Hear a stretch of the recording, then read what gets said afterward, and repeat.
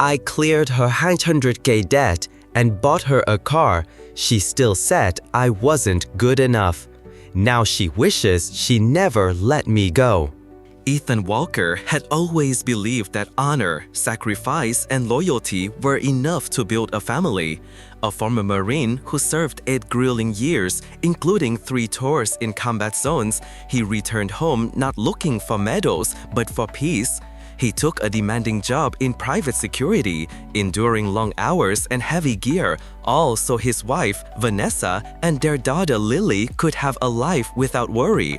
He invested in a modest house, stayed away from luxury, and poured every ounce of his discipline into being the kind of father he never had. The sound of Lily's laughter was his daily reward. Her tiny hands wrapping around his thumb was all the reassurance he ever needed. He wasn't just a provider, he was present, loving, devoted. He believed he had finally built something unshakable. But the truth, like a dormant fault line, was waiting to crack everything wide open. It was a Thursday. Ethan remembered clearly because Thursdays meant 14-hour shifts under the California sun, strapped in a 25-pound tactical vest, guarding overpaid tech executives who feared their own shadows. Exhausted, soaked in sweat, and with aching shoulders, he stopped at Vanessa's favorite sushi place, dropping $80 on dragon rolls with extra eel sauce. A small gesture, a peace offering. He wanted to believe their silence at home was just a phase. He opened the front door, heart quietly hopeful for a smile, a hug, maybe a moment with his daughter before bedtime. Instead, he walked into silence. Vanessa lay on the $3,000 leather couch, scrolling through Instagram like he didn't exist. Without lifting her eyes, she said it. Cold, calculated. "I want a divorce." 4 words. No hesitation, no pause, no eye contact. Ethan froze, still in his sweat-soaked uniform, clutching the sushi bag like an idiot. "What?" he muttered. "You heard me," she said, finally glancing up, but with a smirk that chilled his spine. Then she laid it all out like she was placing an order at Starbucks. The house, the Lexus, full custody of Lily, $3,200 a month in child support. It wasn't a conversation, it was an execution. Ethan, stunned, still tried to be rational. "You're asking for everything," he said. She shrugged. "That's what my lawyer says I can get." And just like that, the life he'd built with blood, sweat, and every sleepless night unraveled. The betrayal didn't come with screams or broken glass. It came with a scroll, a smirk, and 4 ice-cold words that turned his world into ashes. Ethan stood in the middle of his living room, staring at the woman he once vowed to protect with his life, now calmly dismantling everything they built. Vanessa wasn't crying. She wasn't even angry. She was enjoying this, savoring the power. She'd moved his clothes into the guest room without a word, scheduled a meeting with her lawyer, and sent Lily to her mother's house in advance, like she'd rehearsed this breakup a dozen times before. Ethan's voice barely held together. "Where's Lily?" "At my mom's," she replied casually. Didn't want her here for this. This, like ending a 5-year marriage, was a business deal. Vanessa laid out her terms with disturbing detachment. Ethan would keep paying the mortgage on the house he could no longer live in, the Lexus she drove, Emma's preschool, her gym, her self-care routines, down to the manicures and hair appointments that cost more than his car payment. She even demanded the court give him Lily only every other weekend. That's when Ethan cracked, not in violence, but in raw disbelief. "Every other weekend," he said, his voice rising. "I'm the one who takes her to school. I'm the one up with her when she's sick. I'm the one who taught her to swim." Vanessa didn't blink. "Courts usually favor the mother," she said, eyes back on her phone. It wasn't just betrayal, it was erasure. She wasn't just leaving him, she was rewriting their story, replacing his love and sacrifice with a narrative where he was just another paycheck, another ex-husband to squeeze dry. Ethan realized then, this wouldn't be a divorce, it would be war. and Vanessa had started planning it long before he saw it coming. The weeks that followed were a waking nightmare. Ethan found himself caught in a whirlpool of legal documents, custody hearings, and financial ambushes. Vanessa, once a quiet receptionist who used to kiss him goodbye every morning, now moved with surgical precision, like a woman executing a battle plan, not grieving a marriage. She painted him as a controlling ex-military brute, a man who allegedly used money to dominate her. Her lawyer backed the story with such polish and confidence that even mutual friends began to whisper. The court didn't care that Ethan was Lily's primary caregiver, that he packed her lunches, sang her lullabies, knew the exact dosage of her allergy meds. What mattered were optics, and Vanessa had mastered them. She showed up to court in high-end designer outfits, complete with fabricated tears on command. Ethan, in contrast, looked gaunt, sleep-deprived, and angry because he was. Richard, his attorney, warned him, "This isn't about truth, it's about perception, and she's winning." Then came the final blow, Ethan's job. He'd been zoning out during shifts, distracted by the chaos at home. The mistake happened during a high-stakes detail for a tech billionaire. One text, just one, from Vanessa showing Lily in a hospital gown with no explanation, sent his mind spiraling. In his moment of panic, Ethan missed a potential threat in the room. It turned out to be harmless, but the delay was noticed. His team lead pulled him aside. "You're a liability now." 2 weeks later, he was let go. 15 years of dedication gone, not because he failed at his job, but because Vanessa had learned how to weaponize Lily. She didn't care that she'd ruined his career.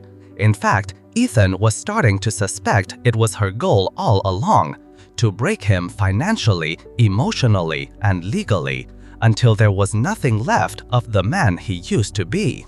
Weekends with Lily became Ethan's only anchor to sanity and his greatest torment.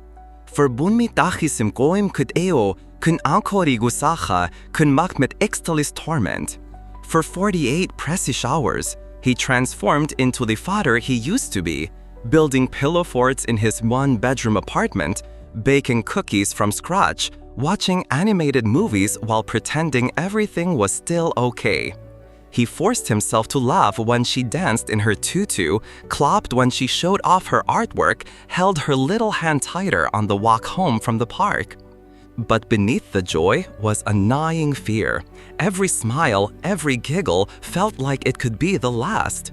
He never knew when Vanessa might twist the custody schedule again or poison Lily against him further. The cracks began to show. Lily, once a bubbly, curious child, started to change. She clung tighter at drop-offs, her small hands shaking. She woke in the middle of the night, eyes wide and teary, whispering, "Daddy, are you still here?" Ethan would pull her close and whisper back, "Always." But the lie burns his throat.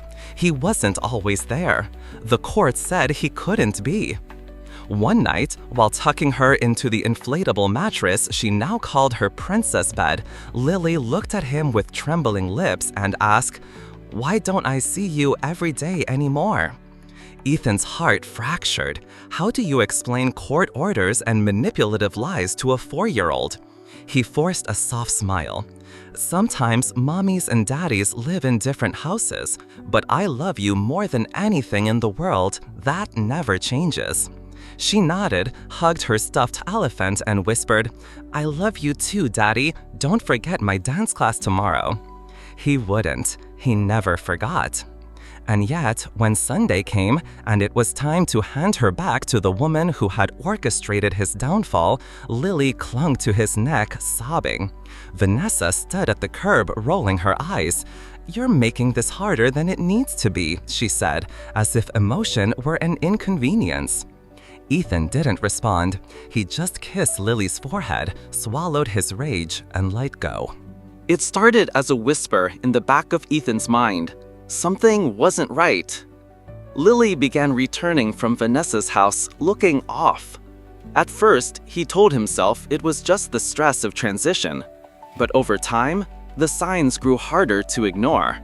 Her hair was tangled like no one had brushed it in days. She wore the same clothes he had sent her in, now wrinkled, stained, sometimes even reeking of perfume Ethan didn't recognize. She seemed exhausted, rubbing her eyes during story time, dozing off in the car mid-sentence. And then there were the toys. Expensive, flashy, loud. Nothing like the quiet, thoughtful gifts Ethan would give.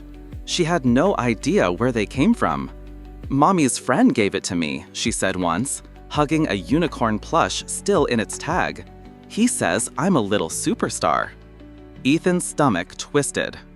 One evening, while gently brushing her hair, Lily asked with wide eyes, "Daddy, do you not want to pay for my dance anymore?"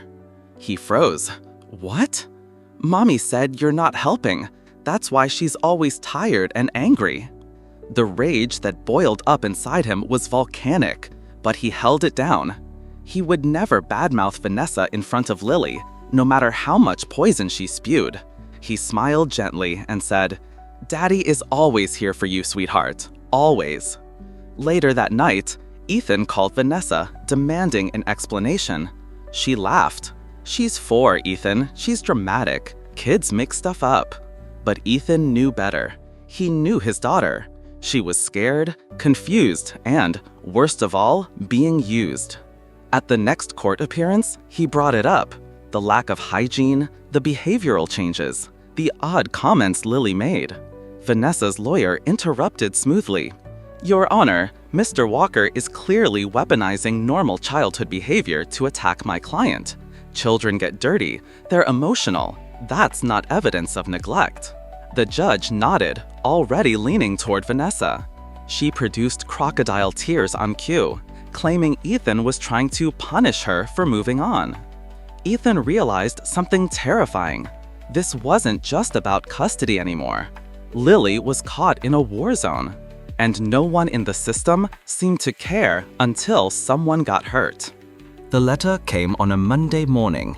Thick envelope, no return address. Ethan almost tossed it aside with the rest of the bills, but something about the handwriting stopped him. Inside was a letter from Jake, one of his closest friends from the private security firm. What he read next made his blood run cold. "Brother," the letter began, "I've been holding on to something for too long. You deserve the truth."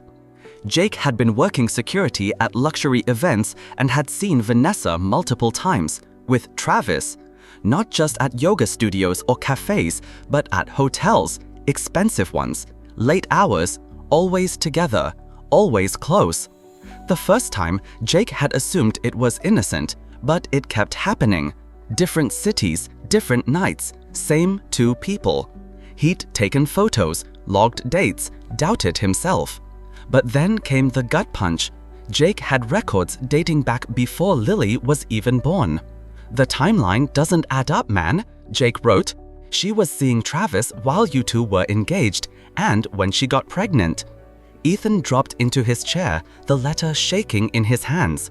His mind flashed to Lily's features, her bright blue eyes, her golden hair.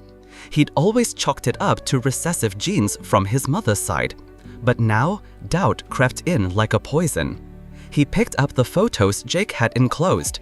Vanessa and Travis laughing outside a hotel, holding hands in a parking garage, entering the same suite, smiling like they owned the world. The timestamps didn't lie. Ethan's first instinct was rage, raw, shaking, military-grade fury. But then came something colder, clarity. This wasn't just betrayal. This was a long-term con. A manipulation so deep, so precise, that it could only have been planned.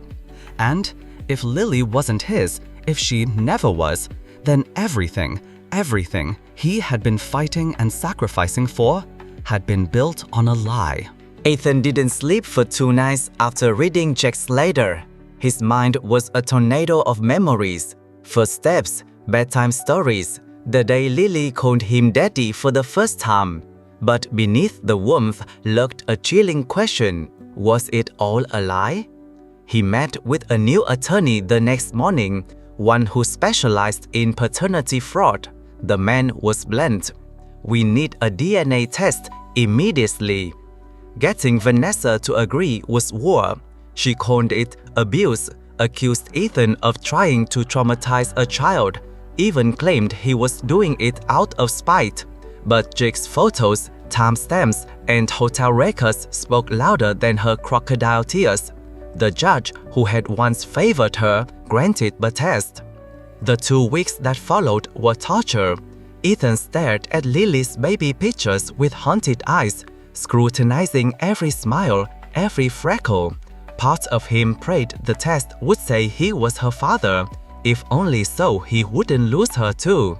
When the results arrived in a plain envelope, Ethan sat alone at his kitchen table, the silence deafening. His hands trembled as he opened it.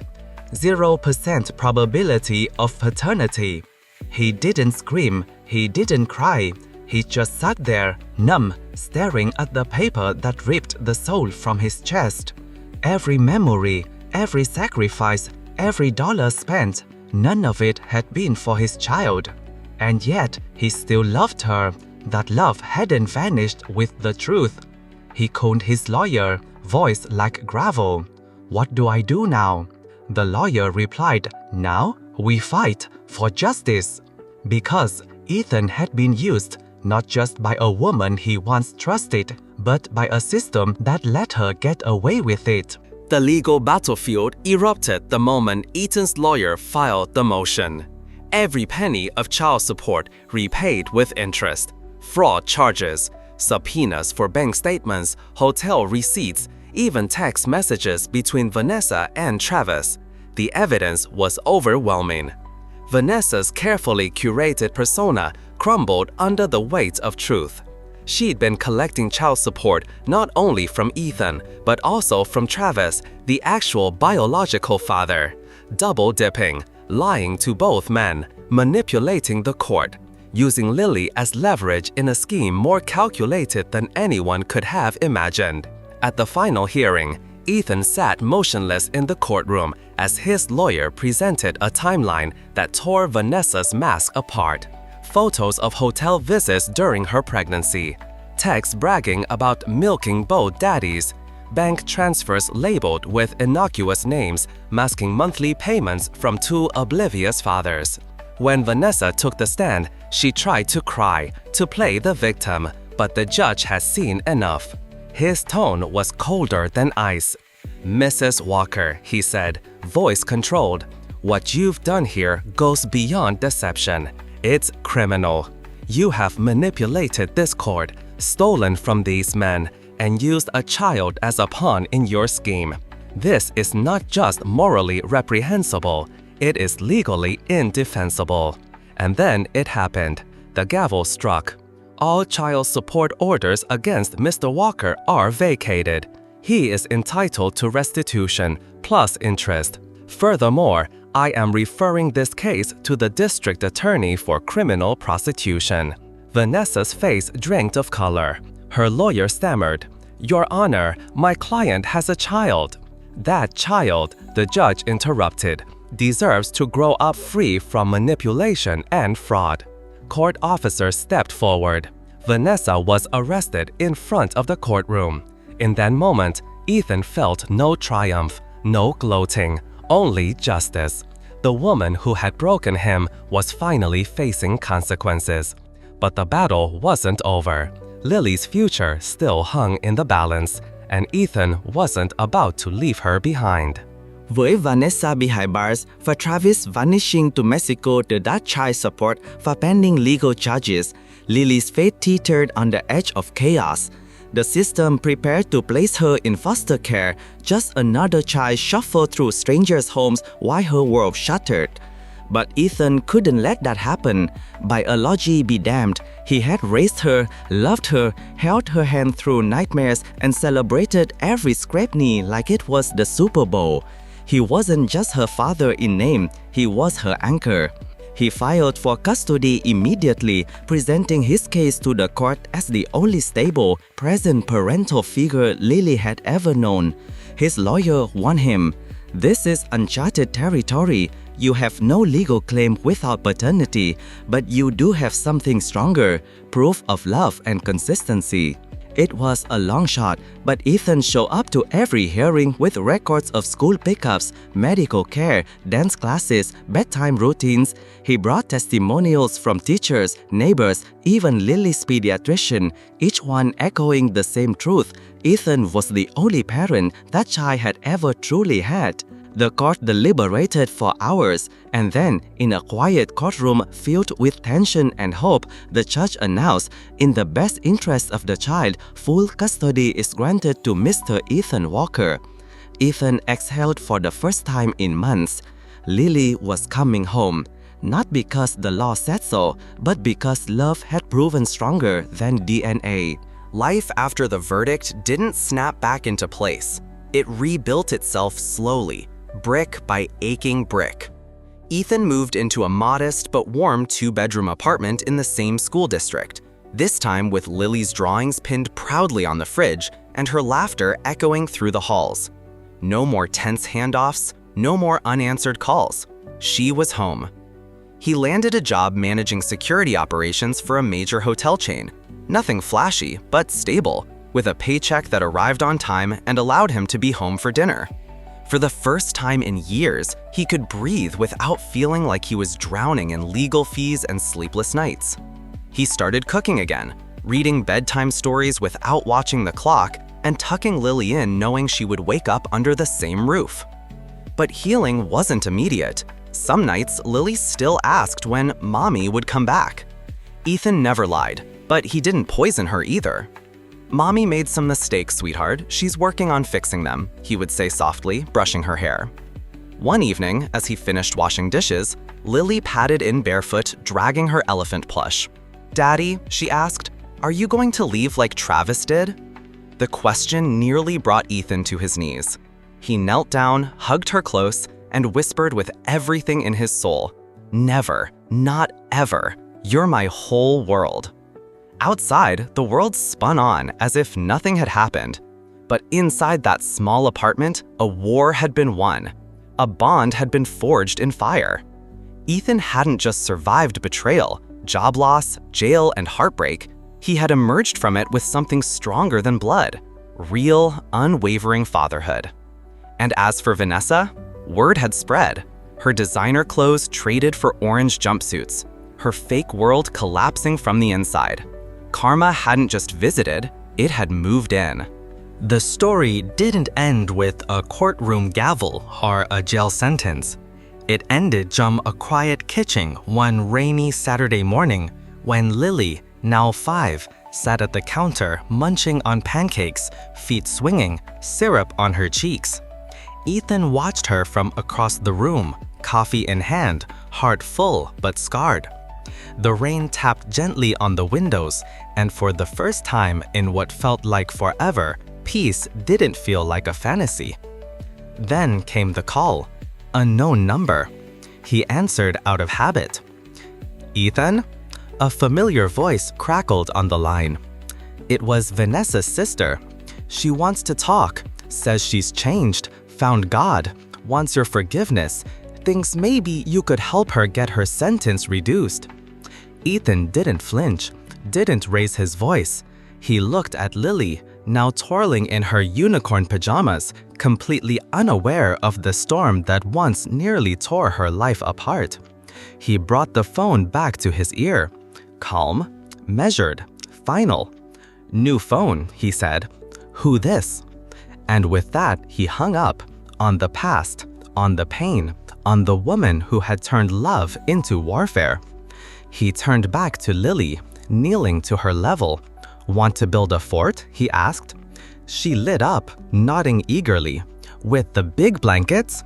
"The biggest," he grinned. That day, as they built a fortress of pillows and laughter, Ethan realized something powerful. Revenge hadn't saved him. Love had. Not anger, not the courts, not karma, but the choice to keep showing up, even when everything else had fallen apart. He had lost years, sleep, pride, and peace, but what he'd gained was something far rarer. the trust and love of a child who chose him back. And in a world where bloodlines had betrayed him, that meant everything.